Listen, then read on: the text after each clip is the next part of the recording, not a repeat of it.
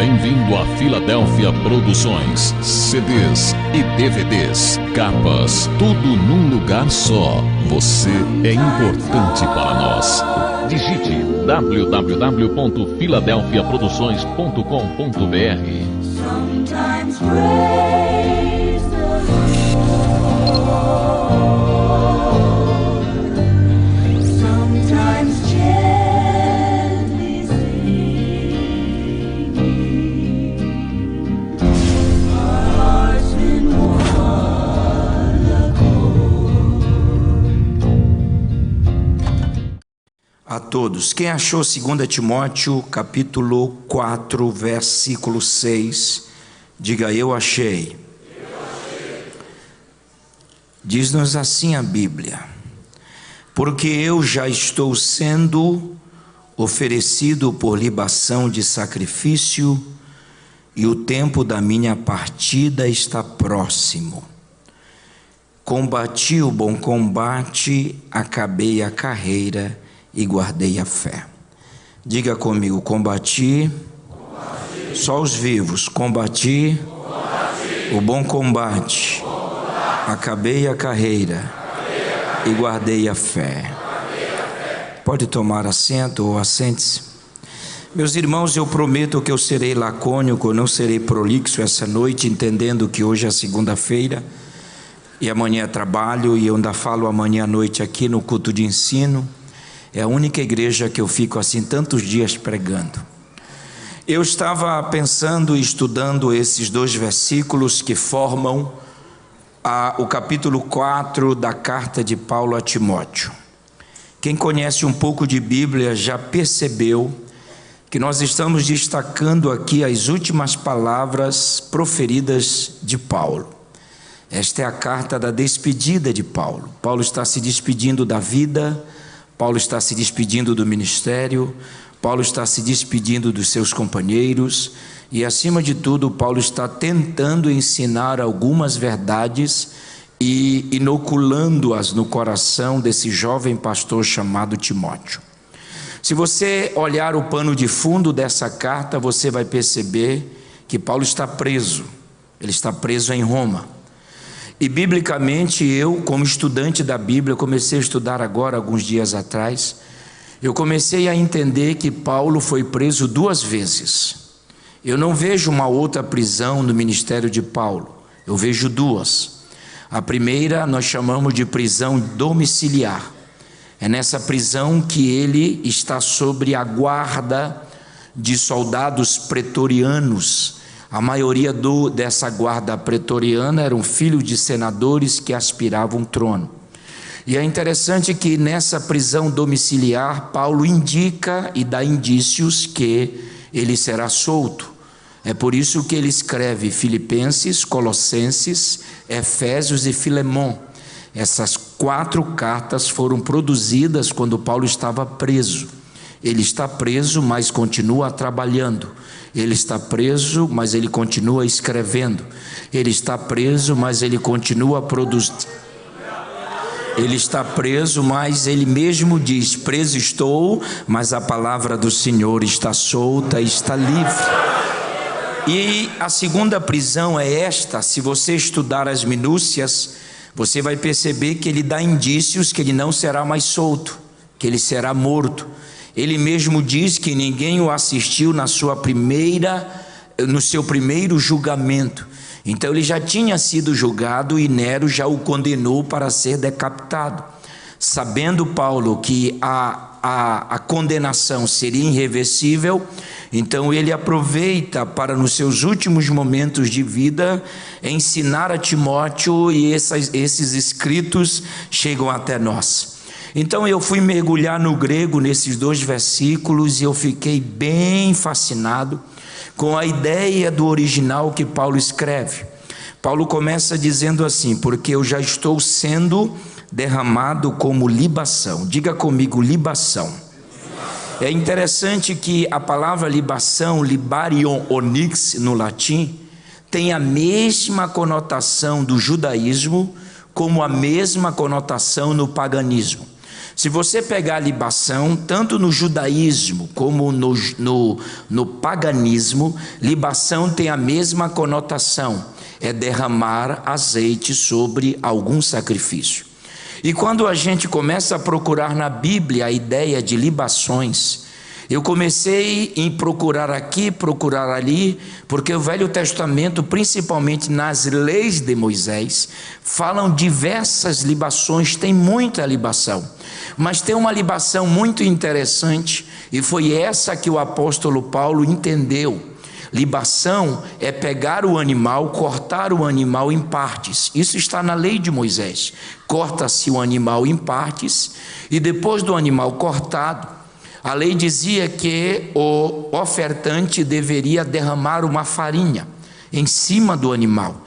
Nós estamos usando o termo farinha porque hoje é bem conhecido, mas na época não era farinha. Mas só para você entender, era um pó semelhante à farinha jogado em cima do animal. E depois o ofertante vinha e pegava um vaso, um alabastro, e derramava o azeite sobre a farinha. E depois o óleo passava da farinha e chegava até no animal. Só que o texto diz que quando o óleo batia na farinha e misturava com a mesma, e misturava com o animal, subia um cheiro tão agradável. Subia um cheiro tão gostoso. Perfumava, estou sentindo Deus, eu quero mais ensinar hoje, hein? Perpassava um cheiro tão agradável, semelhante àquela mulher quando quebra o vaso e unge, lembram? Em João capítulo, eu acho que é 12, não é? Que ela quebra e a Bíblia diz que a casa se encheu daquela fragrância. Que a casa foi tomada por aquele cheiro. Interessante que libação é provocar as narinas de Deus. Então, pastor, quando Paulo diz já estou sendo, ele está dizendo o seguinte: ao longo da minha vida, ao longo do meu ministério, ao longo da minha carreira cristã, se tu não entender, eu tenho provocado as narinas de Deus, e Deus tem se agradado. Paulo, se tu não entender essa, eu vou aí no teu cangote, preste atenção. Paulo está dizendo que ele vai morrer, mas sempre ele provocou um cheiro agradável nas narinas de Deus. Ele tem certeza disto. Aleluia!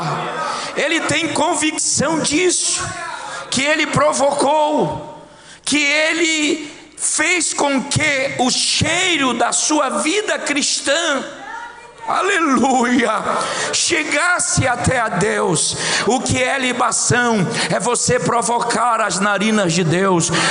Se tu não entender, o que é libação? É Deus abaixar-se e começar a cheirar aquilo que você provoca aqui na terra, porque aquilo que você faz de excelência, Deus cheira, Deus se agrada, Deus cheira, Deus se agrada. Não, eu vou ficar falando até você dar glória a Deus. O meu ministério tem que provocar as narinas de Deus. A sua vida tem que provocar as narinas de Deus. Então Paulo está dizendo que ao longo ele provocou e Deus se agradou. E é interessante que há uma libação muito interessante. Eu usei um pleonasmo agora, mas há uma libação em Lucas 10. Por favor, eu não vou demorar, eu nem sei se eu termino esse texto, mas Lucas 10, eu preciso olhar isso, porque o que estão falando de bobagem nesse texto, pelo amor de Deus, vai estudar para falar depois. Lucas capítulo 10, a partir do verso 30, Jesus vai contar uma história. Aqui na epígrafe está escrito parábola, né? Só que essa estrada que esse camarada desce existe até hoje. Ela tem aproximadamente de 20 a 27 quilômetros. Que desce, a Bíblia diz, descia um homem de Jerusalém para Jericó. É interessante que quem vai para Jerusalém sobe, agora quem vem de Jerusalém desce.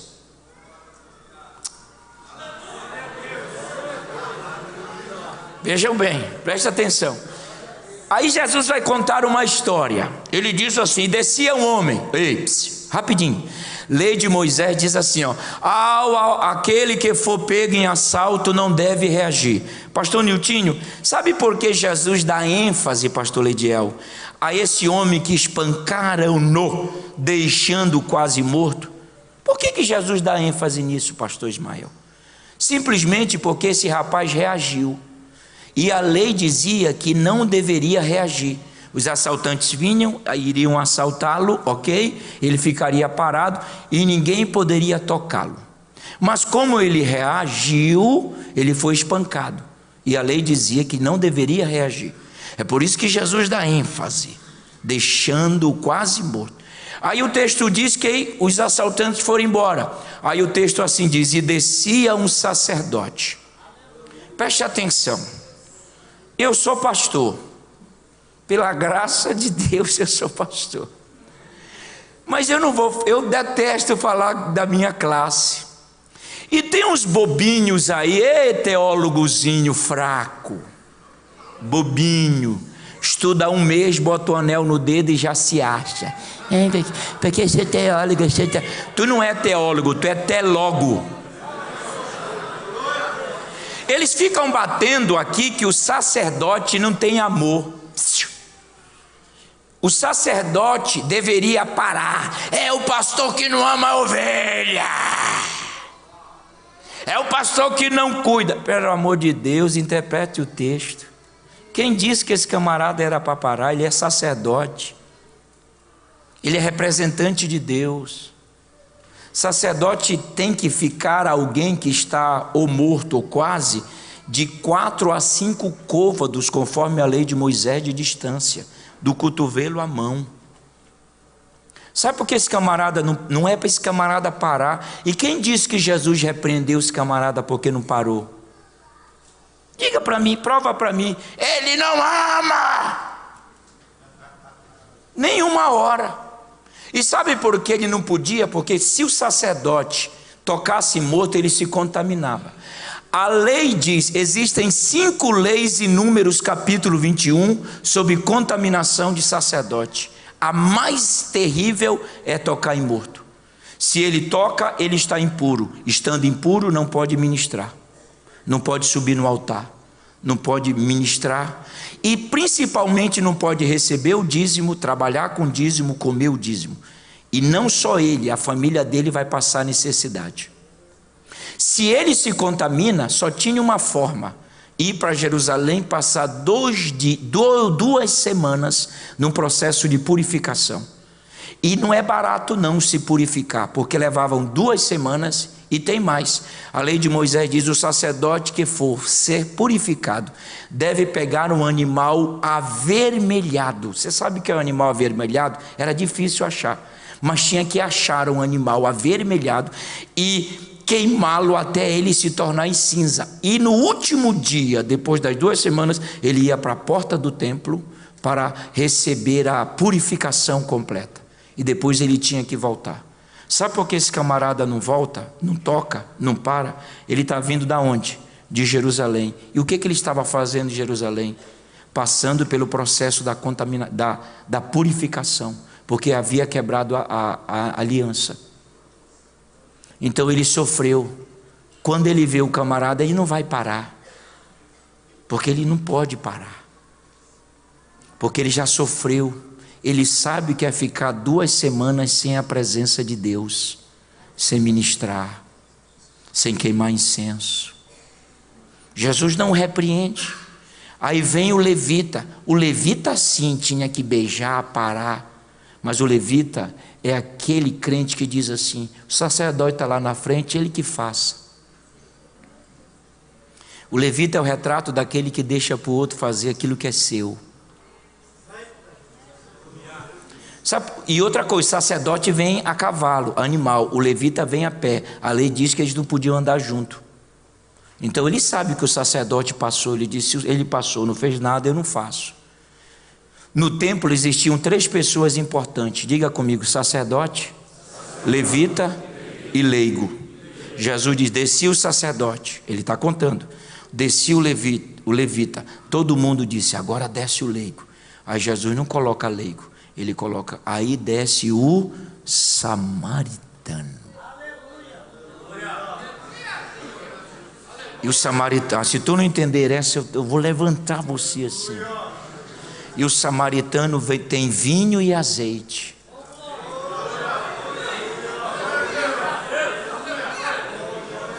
Ele para.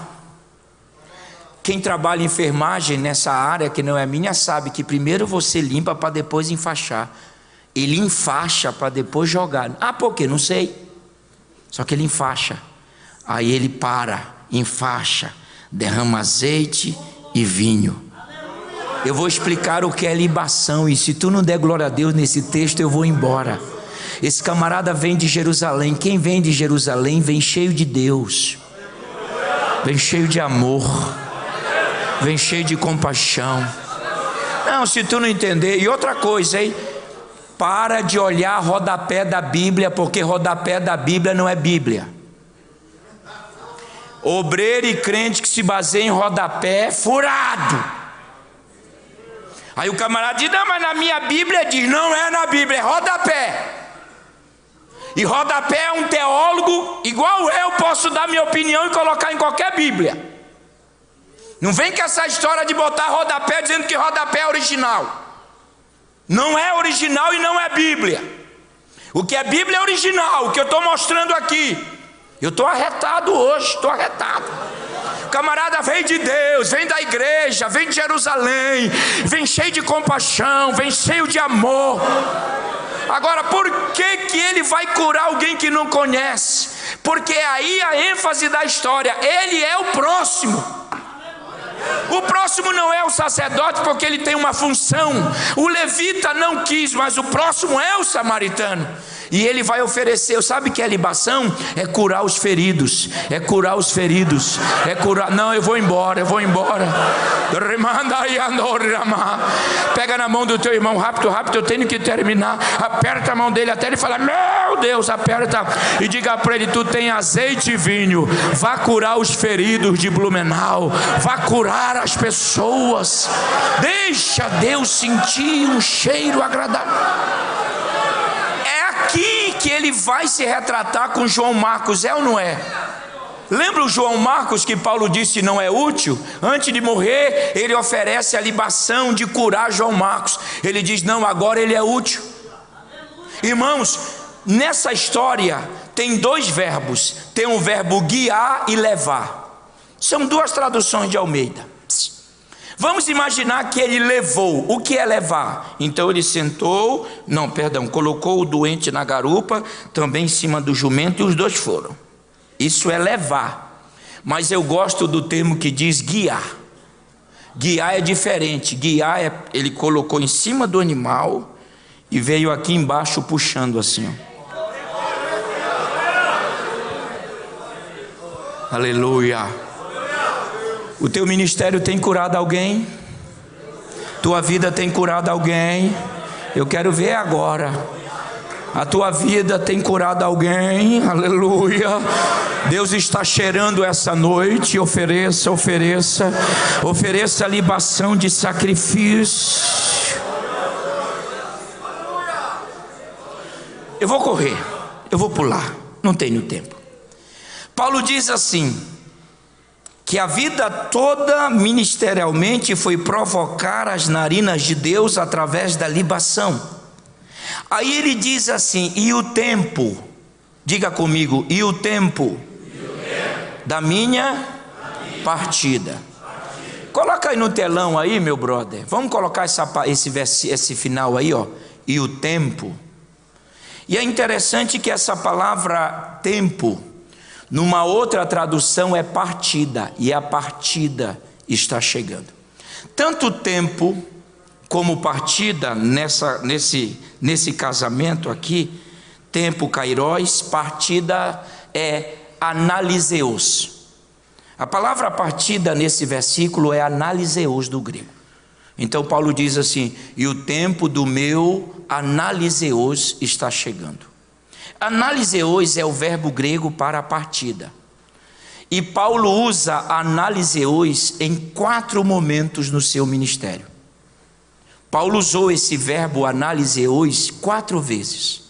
A primeira vez que Paulo usou a palavra analiseos, olhe para mim, é em relação a um animal. Por exemplo, vou dar o exemplo do jumento. O jumento carrega peso o dia todo. Todo o tempo de vida ele está carregando. Mas vai chegar o dia em que o dono do jumento chega com o jumento e diz: ó, eu vou tirar esse peso que você carregou esse tempo todo e tu vais poder partir sem peso. Opa!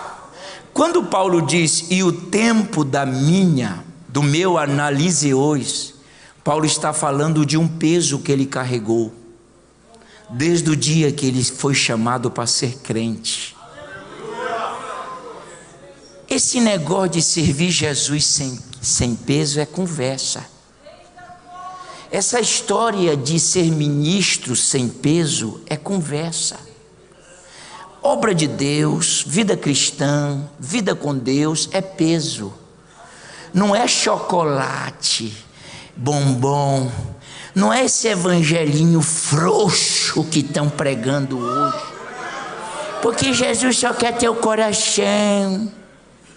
Esse evangelho fraco, sem compromisso, sem cobrança, sem aperto. Eu vou falar porque eu vou embora. Sem aperto. Paulo está dizendo, ele vai chegar, remar, e ele vai tirar o peso, e eu vou para ti leve, eu vou para ti leve. Ei. Não, se tu entende o que eu vou profetizar, tu vai dar um glória. Tu está carregando um peso grande, mas esse peso é compatível à força que você tem.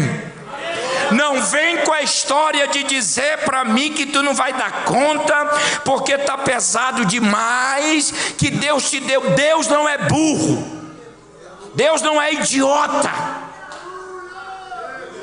Eu comparo muito o jumento. Você sabe que o jumento, o Air, que é o jumento que Jesus utilizou para entrar em Jerusalém, jumento virgem, o grego o verbo é Air. O jumento, ele só come na mesma manjedoura enquanto tem alimento, pastor Nilton. Você já estudou Isaías 1, 2, 3? A Bíblia diz assim, e o jumento conhece a manjedoura do seu dono. Manjedoura, grego, grego, manjar. Manjar é o que? Lugar onde os animais comem. Aonde Jesus nasceu? Não, Jesus nasceu aonde os animais comiam. E o jumento vem. Por que o jumento come muito? Porque ele trabalha o dia todo, meu irmão. Ele tem fome. É igual a ovelha. Por isso que tu come muito. O Salmo 23 diz, pastos verdejantes. Leva a ovelha para onde não tem pasto. Ela vai comer outro pasto. Porque o povo que come a ovelha, meu irmão. Não vem dizer que não come, come. E o jumento chega uma vez, tendo alimento, não tendo, ele volta só mais uma. Não tendo mais, pastor Lediel, ele vai procurar outra manjedoura porque ele precisa comer. Eu vou profetizar algo aqui, e se tu não entender, já era. Tem muito obreiro reclamando que a igreja dele está vazia. Espera aí, tem comida? Tem comida? Tem comida, irmão? Ou no teu culto de ensino tu só fala, só bate, só cobra, só coloca julgo, só coloca repreensão? Meu irmão, se a tua ovelha foi comer em outro pasto, é porque não tinha. Porque enquanto tem comida, a ovelha permanece. O grande problema de igreja, eu vou falar agora, vou rasgar o trem, meu irmão. O grande problema de muitas igrejas vazias no Brasil é porque se canta. E canta. Aí meia-noite quer chamar a gente para pregar. E o infeliz ainda diz assim, deixa Deus te usar. Eu digo, vai usar você então, rapaz. Pega o microfone e prega você. Enquanto tiver comida, essa igreja ficará cheia. Remando, Mas é comida boa, não é salgada, não é azeda, é comida boa, é palavra boa, eu vou ficar falando até tu dar glória a Deus, é palavra de Deus. Por isso que o obreiro tem que estudar teologia. Tem um grupo de obreiros aí que pregam contra a teologia. É melhor ser teólogo do que falar bobagem em cima do púlpito. E para de traduzir a Bíblia do jeito que tu acha. A Bíblia tem um original para ser estudado. Vai estudar, vai pesquisar. Não invente coisa não. Falei que eu estou arretado hoje. Não invente. Uma outra coisa sobre o jumento é que o dono do jumento só dá o peso que ele pode carregar. Não entenderam? Oh, meu Deus do céu. Vou explicar. Por exemplo, se o jumento só carrega 10, eu estou com uma graça, o dono não coloca nem 9 e nem 11, ele coloca 10. Quando tu dizes que tu não vai dar conta de carregar isso, tu estás dizendo que Deus é burro, que Ele te deu algo além. Se o dono do jumento, que é um irracional, sabe, e o teu Deus, que te sonda, que te fez. Melhor esse glória a Deus aí, Catarina. Então olhe para mim, entenda isso. Esse peso é compatível à força. Você vai dar conta, porque Deus sabe porque te deu esse peso. Pega na mão do teu irmão e diga para ele: esse peso tu vais dar conta de carregar sim. Para de ser mole, para de reclamar, eu vou falar, eu orei para pregar hoje. Hoje uma geração de obreiros, de crentes, eu tenho a birra,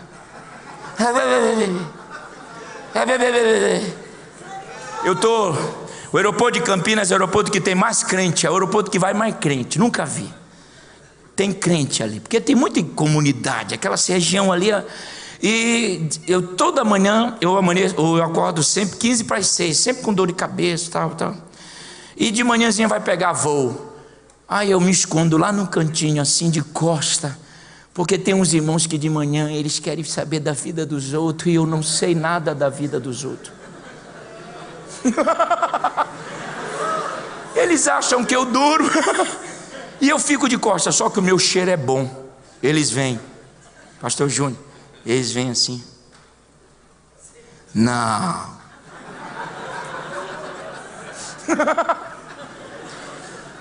O senhor aqui? O senhor está esperando o voo? Eu digo não, está passando um trem aqui, ó.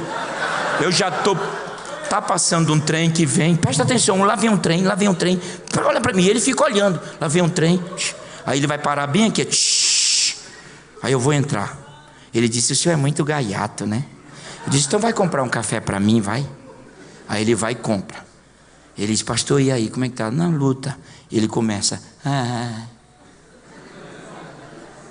como é que você está, meu irmão? Eu digo: para trás. Não quero o pé de mim. Cansei. Paulo diz: tem peso.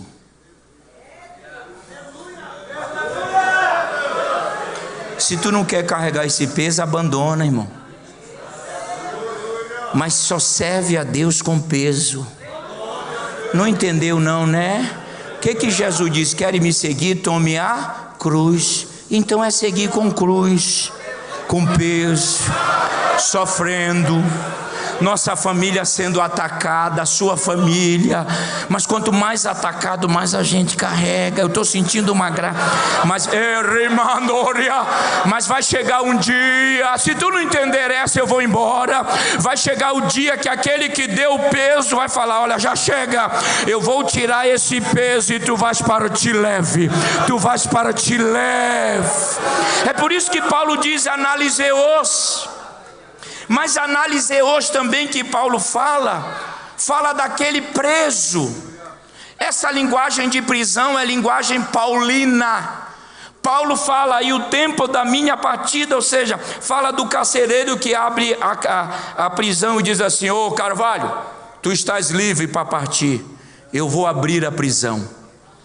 Se tem um homem que se prendeu a Cristo, foi Paulo. Não entenderam, né?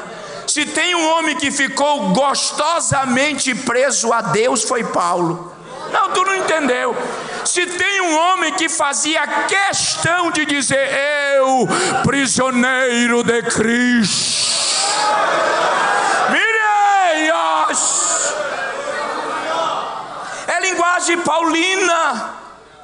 Quando ele fazia questão de dizer, quando ele escreve a carta a Filemon, e o Onésimo deu uma surrupiada lá, roubou o trem e acabou na mesma prisão. Aí Paulo, ele se converteu, aí Paulo disse: eu preciso escrever a Filemon. Aí Paulo, quando começa a escrever, olha para Onésimo, e Onésimo está preso com ele. E ele está preso por causa do evangelho, ele está preso porque roubou. Aí Paulo diz: eu vou ter que usar uma sabedoria. Aí Paulo disse: teu amigo, poderia ter escrito de todas as formas, meu caríssimo Filemão, mas quem está escrevendo aqui é o Paulo, prisioneiro. Tu imagina como foi que Onésimo olhou para Paulo nessa hora? Quer dizer, ele se iguala a Onésimo.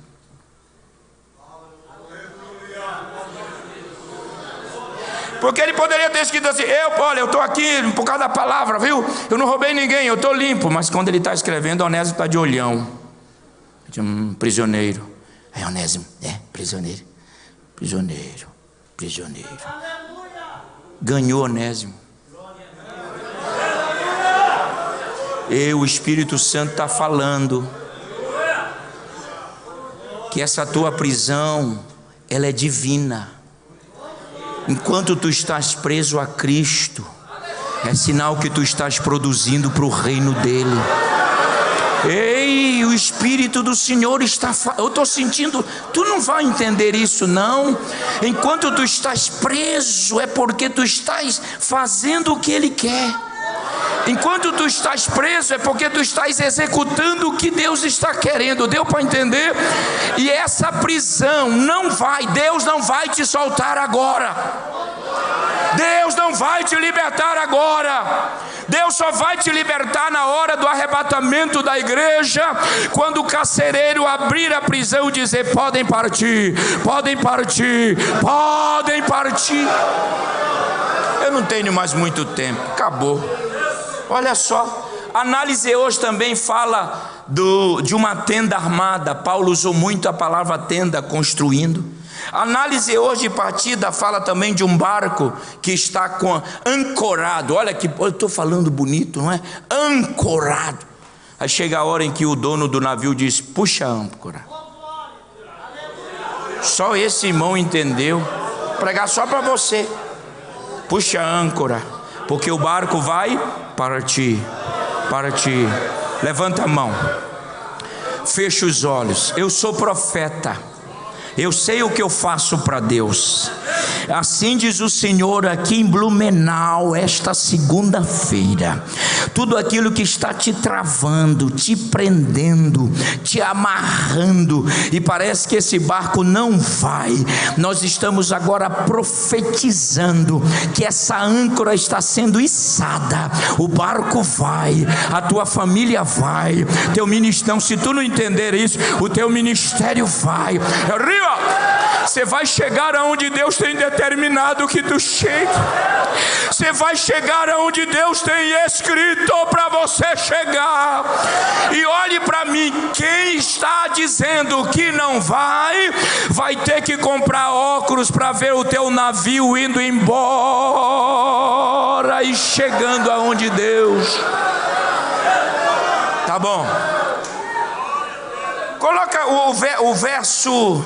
E o tempo da minha partida, análise hoje está próximo. Aí o 7, eu vou só traduzir, pastor, eu vou terminar. O 7, coloca aí.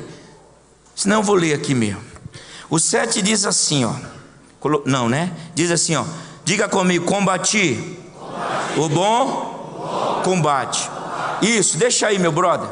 Olha só. Combati. Senhor? Perdão, linda, obrigado. É uma moça, desculpa. É que eu comprei o óculos só hoje, né? Combati o bom combate. Presta atenção. Escute. Todo mundo acha que esse combate é externo. Tudo bem, na língua portuguesa indica isso. Se tu lê isso Qual é a ideia que nós temos, pastor Lidiel? Não é briga, guerra, externamente, sim ou não? É o português que nos afirma isso. Mas, vamos no grego. Combati, no original do grego, é egonismai. Egonismai, tá? Combate é angoná. Então Paulo diz egosminai, nismai, angoná. Beleza? Só que entre o combati e o bom combate, que em português é pleonasmo, tem a palavra bom. A palavra bom no grego aí é kalon. Kalon. Então Paulo escreveu no original egonismai, kalon, angona. Combati o bom combate. Egonismai, kalo, angona. Isso é original que ele escreveu. Então agora, se nós descobrimos, nós temos que traduzir a vertente de egonismai. Egonismai significa agonizar ou agonizar. Angona significa agonia, porque é combate, agonizando, agonia. Só que no meio do agonizando, agonia, tem kalon, que é bom. Então Paulo diz, essa agonia é boa. O original diz assim, agonizando uma boa agonia. Presta atenção. Então quando Paulo escreve, e quem não conhece diz, meu Deus, pega a espada. Esse combate não é externo, é Eita, estou sentindo Deus. Quando Paulo diz combati, ele está dizendo agonizando. Quando ele diz combate, ele está dizendo agonia. Só que agonizando, agonia, entre a palavra kalon, bom, esta agonia é boa. Então a guerra que Paulo fala é aqui dentro. Ele diz, tenho agonizado uma boa agonia. Por que Paulo diz isso? Porque se o obreiro, se o crente, se o pentecostal não sente mais aqui dentro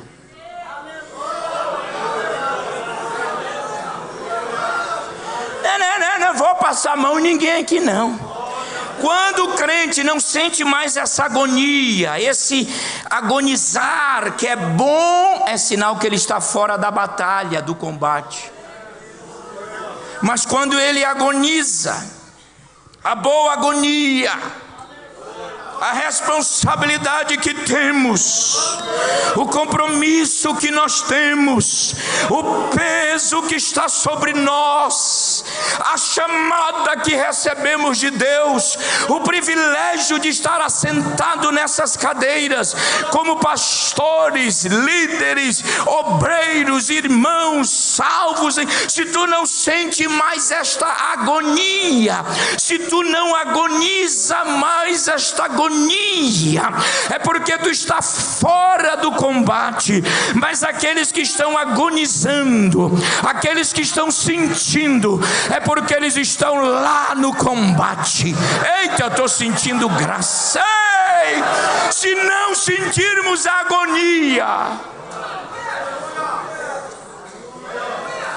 se Deus não mexe mais em nós, porque observa alguns crentes na igreja, pode ver, eles chuparam limão o dia todo para vir para a igreja, uma cara amarrada, uma cara de sal.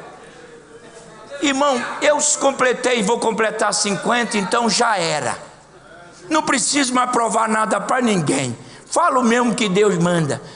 Chega no culto, assenta, não sente nada, fica olhando e depois das tardes sai falando que o culto foi ruim. Eu não gostei do culto. Quem disse que o culto é em tua homenagem para tu gostar ou não gostar? Alguém veio te adorar aqui essa noite? E quem disse que a tua avaliação para culto é importante? Quem disse isso? O dia que a gente vier te adorar, aí tu diz, gostei ou não gostei.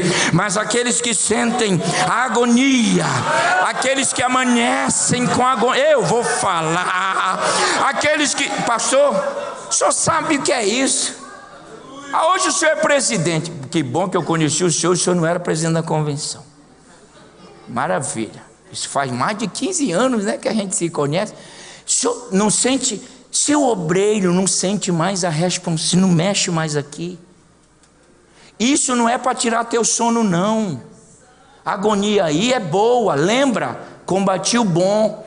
Egonismai anguna, calum é bom. Calum é bom. Isso não é para tirar teu sono, teu apetite. Eu percebo que não tem tirado o apetite mesmo, né? Eu percebo. Não é para te deixar desesperado. Não é para te deixar confuso. Ai meu Deus, o que eu faço? Não é isso. Ei, quem te chamou? Eu estou com vontade de voar. Quem te chamou, meu irmão? Quem te escolheu? Foi o Todo-Poderoso. Foi Ele que te chamou.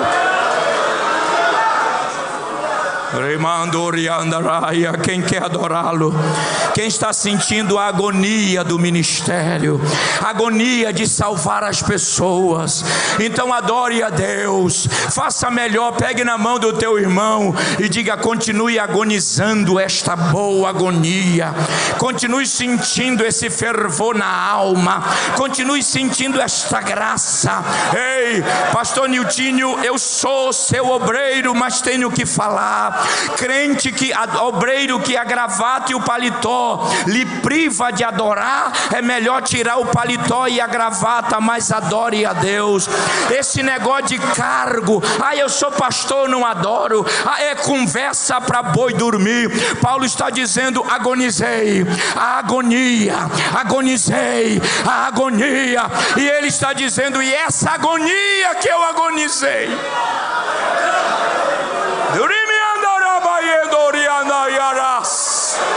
não levante a mão porque vai acontecer algo lindo agora. Levante a mão. Só quem trouxe glória, vai. Quem trouxe glória? Quem trouxe aleluia? Aonde estão os batizados com o Espírito Santo e fogo? Te manifesta esta noite. Agora coloca a mão no ombro do teu irmão e transmita para ele, transmita para ela. Ei, Deus vai fazer obras lindas. Pastor Niltinho, a porta do inferno não vai prevalecer. Deus é conosco. Deus vai nos dar vitória. Deus vai mostrar a igreja.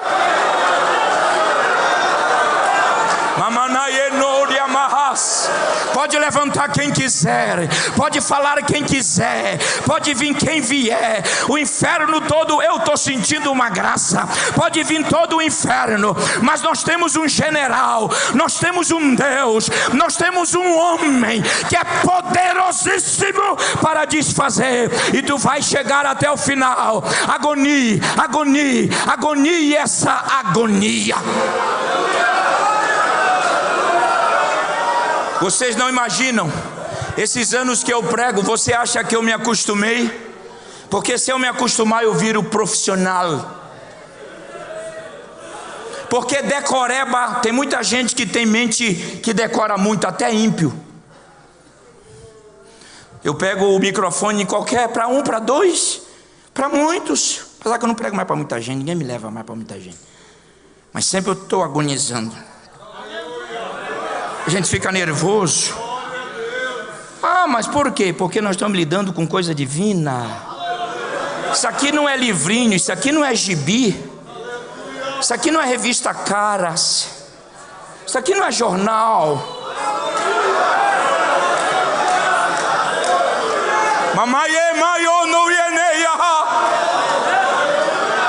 Aquele doido do rei Ferdinando pegou 10.000 exemplares da Bíblia e queimou na praça da cidade e disse: acabou a Bíblia. Dá uma olhada aí, vamos mostrar para esse endemoninhado se acabou. Levanta a Bíblia aí. Ei, tu está queimando no inferno. Aleluia. Nós estamos lidando com palavra viva. Não, se tu, eu estou sentindo graça, eu queria que tu sentisse o que eu estou sentindo. Nós estamos lidando com sobrenatural. Agora, vou terminar. Não precisa ir embora não, que eu vou terminar em agonizando uma boa agonia, combati o bom combate. Só que, olha só, ele agonizando essa agonia, ele não deixou de fazer o quê? Correr. Então ele correu agonizando.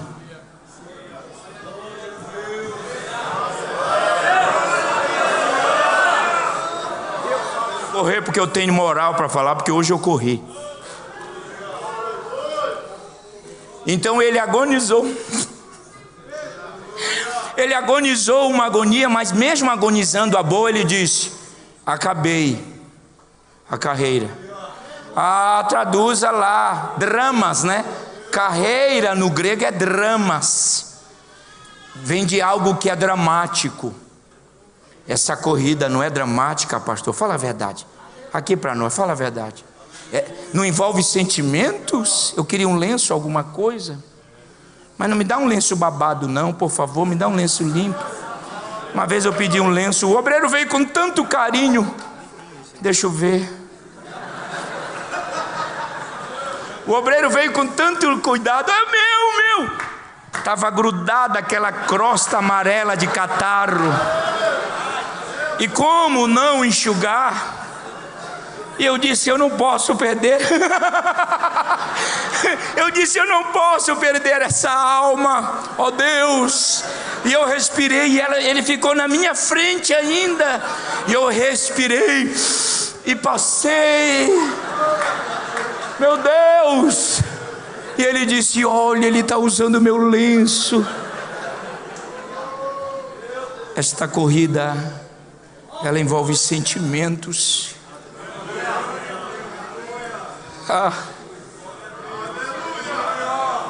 Vários que perpassam. Só que quem te colocou na corrida sabia. Não, se tu não entender, tchau. Ele não te colocou na corrida para você perder. Não, tu não está nem entendendo ainda. E ele não te colocou para ser segundo lugar. Ele te colocou para chegar em primeiro. Em primeiro. Só que quando ele diz agonizando uma boa agonia, e ele está dizendo acabei. Só que ele acabou correndo. Entenderam ou eu preciso explicar? Ele acabou correndo. Ele não acabou andando com a língua lá para fora. Ele acabou a carreira correndo. Chegou ao final correndo. Ele começou correndo, continuou correndo. Se tu não der glória a Deus, não vou parar de correr. E acabou correndo. Volta para a corrida, meu irmão. Volta para. Eu estou sentindo uma graça. Volta para a corrida. Quem tirou da corrida, volta para a corrida. Há um prêmio nos esperando lá na frente. Então ele diz, agonizando uma boa agonia, e com esse agonizar, eu acabei a carreira. Eu vou terminar profetizando aqui, que ele só chegou no final da carreira porque ele guardou a fé. Essa fé não é para salvação, essa fé é para a vida cristã. Não é a fé que salva o pecador, mas é a fé que nos motiva, nos coloca para frente. A fé que diz vai dar certo. A fé que diz coloca a mão que eu vou colocar a minha. É a fé, é a fé. Ei, guarda. Quem guarda a fé permanece. Não, vou embora. Não vai. Quem guarda a fé corre. Não, tu não está entendendo. Quem guarda a fé agoniza. Não, tu não entendeu ainda. Quem guarda a fé oferece libação para Deus. E eu profetizo aqui essa noite, terminando minha palavra simples. Levante a mão. Tu tem mão para levantar? Então levanta esse trem. Está cansado? Esgotado? Mas Deus, essa noite, Ele vai renovar as tuas forças.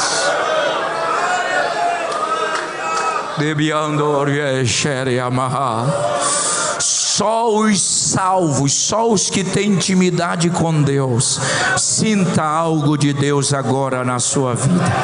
Deixa eu ver, sinta algo, sinta. Adora a Deus do jeito que você quer, do jeito que você sabe, do jeito que você queira, melhor dizendo. Adora. Essa é noite de renovação. Deus vai renovar teu ministério. Deus vai renovar a tua família. Você não vai parar de correr, não. O tempo está chegando, vai acabar, mas aqui é luta. Oh, aleluia. Seja fiel. Eu vou usar esses 1 minuto. Seja fiel. O que Paulo mais demonstra nas suas epístolas é fidelidade. Meu irmão, eu tenho uma matéria. Um dia nós vamos voltar aqui. Bom, eu acho, né? Não sei se ele vai me convidar de volta. Se ele não convidar, você convida. Eu tenho uma matéria sobre o princípio de honra. Um dia nós vamos trabalhar. Quando Deus chama Josué, Ele diz: Josué, servidor de Moisés e filho de Num. Alguém diz assim: esse negócio de história não é válida. Josué 1, 2, capítulo 1, 2. Deus traz à memória de Josué o seu pai.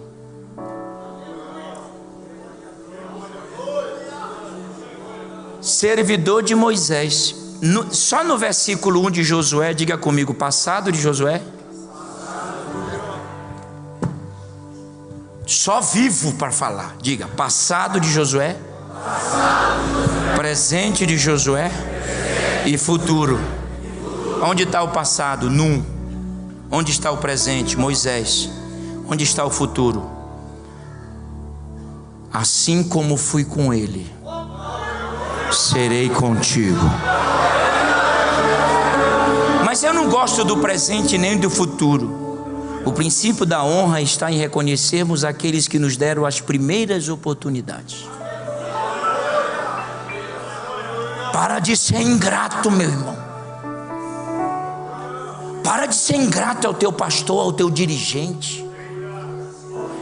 Deus disse assim: não te esqueça, tu assume a nação de Israel, mas lembra do quem te deu a primeira comida, a primeira água. Isso é princípio de honra. Não é sair atropelando os que nos ajudaram, olhando os pastores antigos e dizendo que eles não valem mais nada. E pode ver a geração que nós temos aí. A maioria é uma geração ingrata. Trai até quem o ajudou. Fere até quem estendeu a mão. Josué, quando assumiu a liderança, ele estava na cabeça assim, ó: não posso esquecer. Quando Josué não era ninguém, o pai dizia: olha, Josué, Deus tem algo contigo. Quando Josué estava brincando de bolinha de gude, o pai dizia: meu filho, não esqueça. Ele ouviu as primeiras palavras. E Deus é um Deus que honra a história.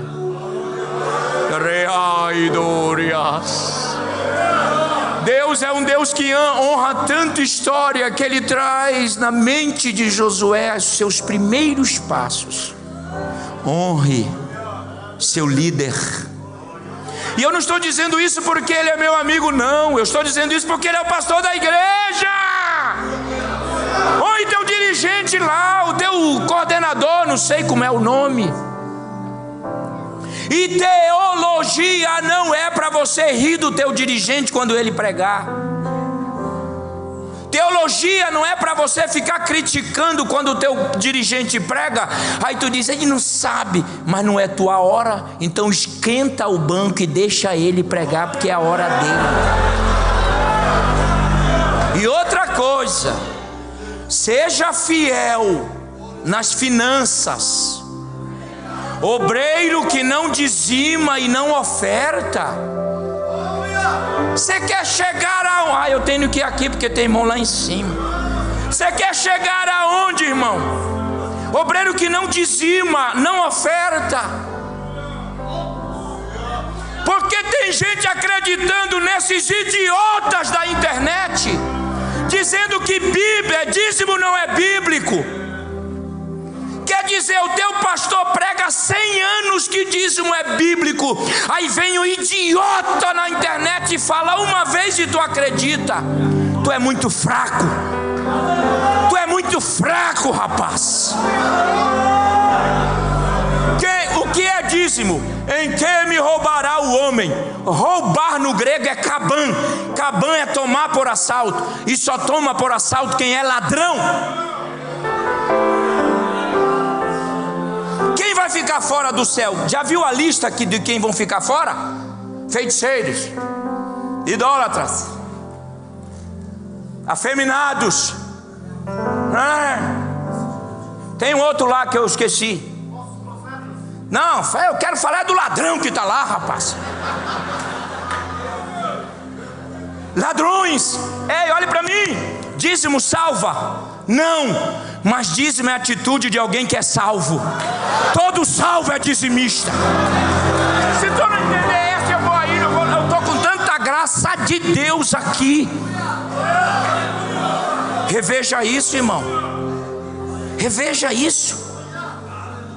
Muda essa atitude. Para de ficar com esse coração duro.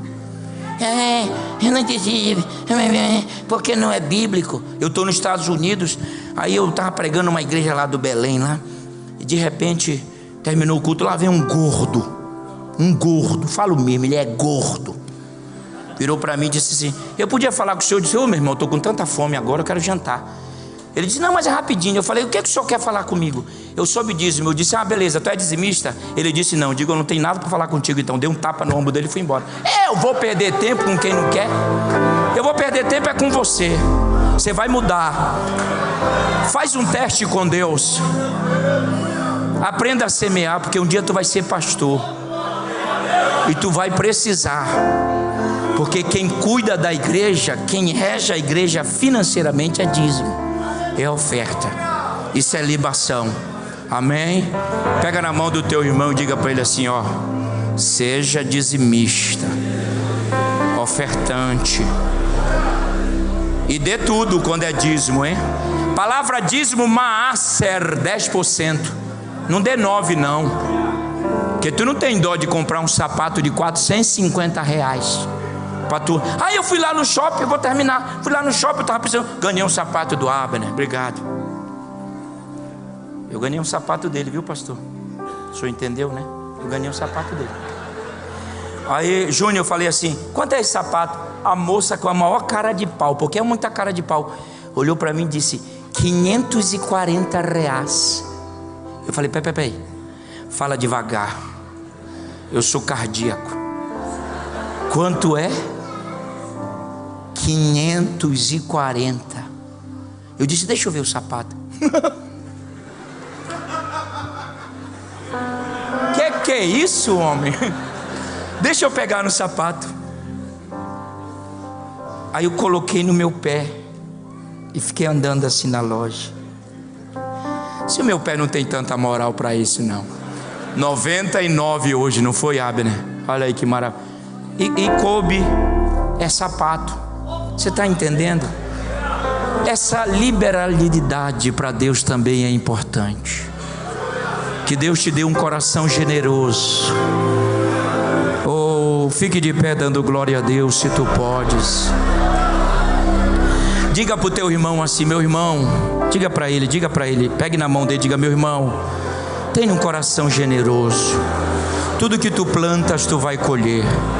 Mas fala para um, fala para outro, fala por detrás, vira aí, vira isso, fala por detrás. Aí olha a galeria, que maravilha, hein? Oh, pastor Nirton, o homem que me salvou, me trouxe na convenção em Camboriú, não foi, pastor? De lá eu voei, ó, lhe amo, Sou apaixonado pelo Senhor. Eu amo muito esta família. Se tu estivesse comendo nesse miojo todo dia, tu ia entender porque eu amo essa família. Coloque a mão no ombro de alguém aí. Vocês entenderam a palavra agonia, agonizando uma boa. Ore por esse irmão e por essa irmã que está do teu lado aí. Ore. Diga a Deus que o meu irmão ofereça sempre libações. Que esse obreiro provoque cheiros agradáveis. Que a vida cristã dele provoque cheiro agradável. Há uma graça de Deus aqui. Ore dizendo assim, que ele continue agonizando. Agonia boa. Agonizando. Oh, mexe. Mexe, Deus, mexe. Mexe, Deus, tira tudo que não te agrada, mexe. Nosso corpo te pertence, Senhor, mexe. Urabaias, que glória eu estou sentindo, mexe, Deus, revira mesmo. Eita, mexe, vai no profundo. Vai no profundo, Senhor, mexe, tira. Oh, que ele continue caminhando, correndo nessa corrida dramática, mas nós vamos chegar. Ore, meu irmão, obra esta boca e ore.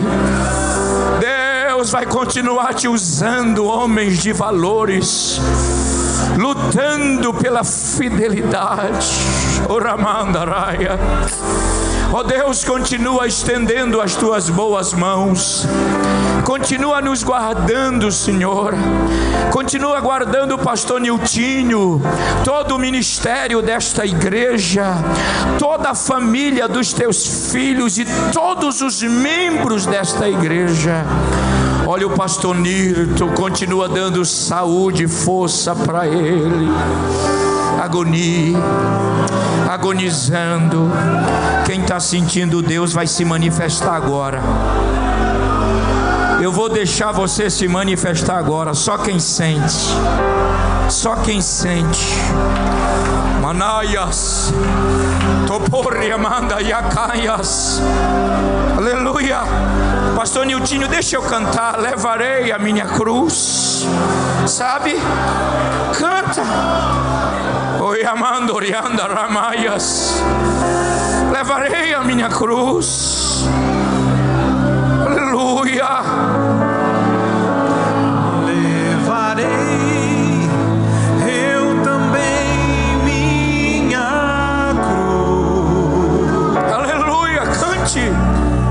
Até por uma coroa trocar. Eu aqui com Jesus, a vergonha da cruz quero sempre levar. Isso. Eu quero ouvir a igreja. Vamos.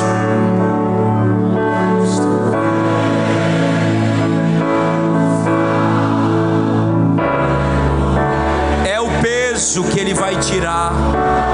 É o peso da glória de ter. Canta, igreja. Sim, eu amo a mensagem da cruz.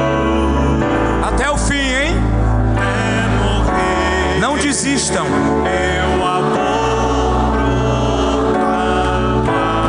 Desistam jamais, nunca. Levarei eu também minha cruz, até por uma coroa trocar.